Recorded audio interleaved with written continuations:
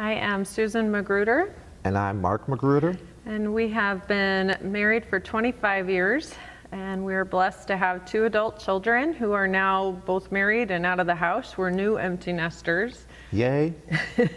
I am also employed here at Trinity. I'm the development director and business manager and have been for the last 4.5 years. And in that, I have learned even more than I thought I knew or thought I knew it all about stewardship, but have learned even more in my studies here for my job.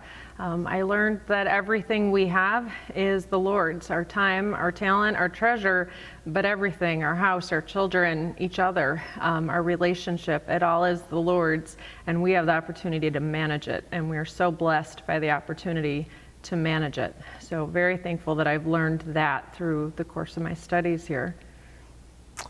One thing I think I'd like to share is what I've learned over the years between our last church, Hope, and with Trinity, is about tithing and our financial obligations.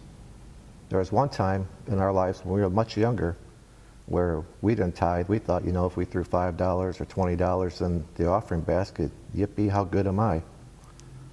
But over the years and people teaching us, I've come to understand that, tithing, giving 10% is so little. And we share that story. And at one time, we had car payments and everything, and we were thinking, how can we tithe when we have so much debt that we're already taking on? But after looking at everything, we decided, you know what? We can't afford not to tithe. So over the years, sometimes it's a struggle, and I would encourage people to check out their finances that way, because if you ever doubt that there's a devil, get out your checkbook for the first time, and if you haven't ever tithed, and take 10% out of your checkbook of what you made that week, and you'll see temptation right away, like, whoa, what am I doing? That hurts. I remember you were the first one to be convicted about being good stewards and about tithing, and I fought you tooth and nail. I said, no, we've got young kids, we have things we need to get for them, we have too many bills, we can't do that. And I really argued with you and fought with you on that, but you stayed convicted and said, we're going to do this, and that's that. And throughout the years, you know what, God's never failed us. We've had some paycheck to paychecks, but God has never failed us. No. How many times we thought, how in the world are we going to pay a certain bill? And overtime, which hadn't happened in forever, all of a sudden happened. And we had not only what we needed, but a little bit more. That happened so many times in our marriage. Still does. I remember coming home from work. This was years ago. I was driving through the country in Crete, and we probably had $6,000 or $7,000 in credit card debt at that time, and I was so overwhelmed that I just broke down, and there was nobody behind me. It was dark, and I just yelled at God, I hate you, God. How can you let me get to this place in my life? And at that moment, He put on my heart that you're not like Job, because I used to think, I could be just like Job in the Bible. Whatever God needs, whatever He takes, I'm going to be loyal to God. And He put it on my heart right then and there. You're not Job. And right at that moment, I started crying all the way home. And from that day on, we have never had credit card debt again. We have never paid interest on a credit card. And that summer, He gave me so much work, an opportunity, that the credit card was paid off. And that was kind of like really abnormal for us to make that kind of money that fast. But He blessed us that way. So I like to share that story to encourage people. You know what? Resist the temptation and give. And you'll teach your heart that your treasures aren't material things in this world, that giving back to God, just a small part of what He gave you, it's amazing. I mean, really, it's all His.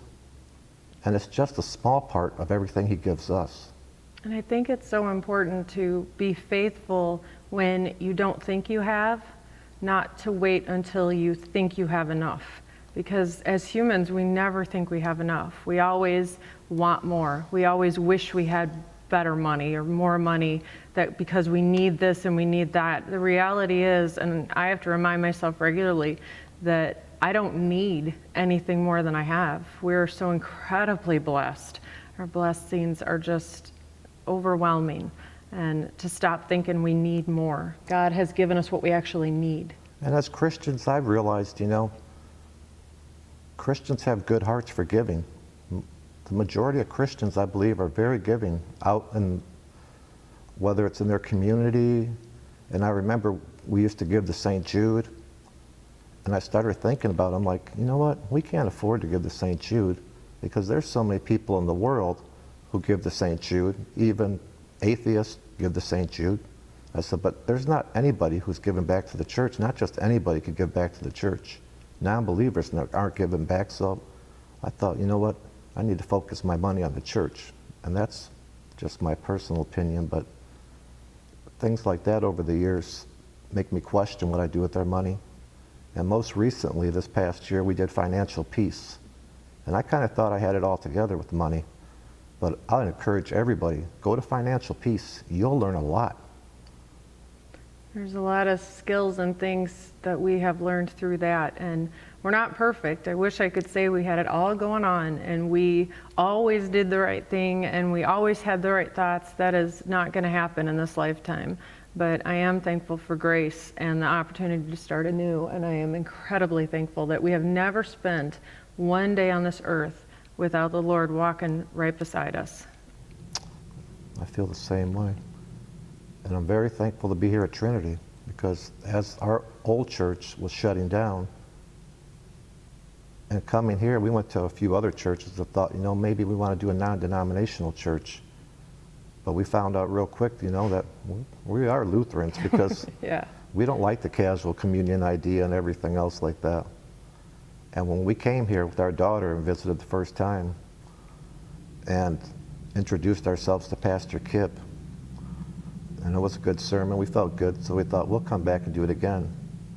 Well, Pastor Kip remembered everybody's name and said hello to my daughter Megan right away. And Megan was so impressed that he took the time to remember her name and remember what she had to say, that ever since then, we just kept coming back and fell in love with this church. Well, and the thing that jumped out us the quickest was all of the outreach. We came from a church that was closing down, and we had grown up there, both of us, but they were closing down, and so they could only take care of self. They couldn't outreach. And I remember going home after our first visit here and looking in the announcements and going, gosh, look at all they're doing.